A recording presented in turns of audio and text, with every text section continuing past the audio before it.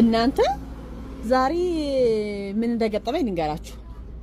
ባለፈው ቤት ለአዲስ ዓመት መጋረጃ እናሰራለን ምናምን እየተባለ ነበርና ከዛ በቃ አንድ ቀን ወጥተን እንፈልጋለን እያል ትናንትና አንድ ጓደኛዬ ልጠይቅ ወደ 72 አካባቢ እዚህ በፍየል ቤት ገባ ብላችሁ ወደ በጸጋ አካባቢ በጸጋ ህንጻ አካባቢ ነውና እዛ ጋር መጋረጃ ቤት አየው ማለት ነው።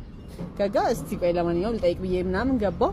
ስገባ የእውነት በጣም ሰርፕራይዝ ነው የሆንኩት። በጣም የሚያማምር መጋረጃ ነው። በቃ ዲስፕሌይ ያለው ማለት ይሄ በጣም ይሄ ኳሊቲውን የጠበቀ መጋረጃ ነው። ዲስፕሌይ እየሰቀሉት ራሱ ማለት ነውና አየሁት። በጣም ለምርጫ በጣም የሚያደናግር ማለት ነው። የሆነ ቀልብን ውስድ የሚያደርግ መጋረጃ ነው። በቃ በተለይ የተሰሩበት መንገድ ይሄ አዲስ አሰራር ነው እያሉኝ ነበር ሲያስረዱኝ ነበር ባለሙያውና መጋረጃዎች የሚሰሩበት አዲስ ዲዛይን ነው።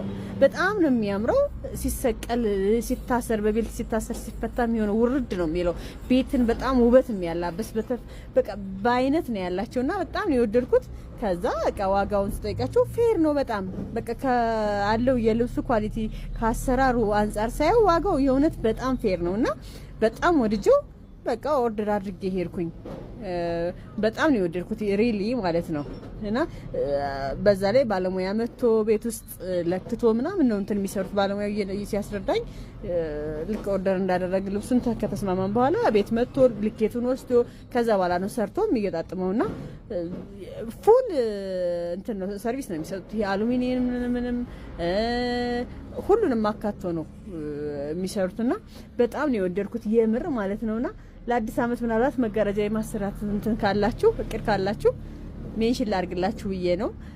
በእርግጠኝነት ከመወሰናችሁ ቤት ያንን ቤት ጎብኙት። እሺ ትወዱታላችሁ።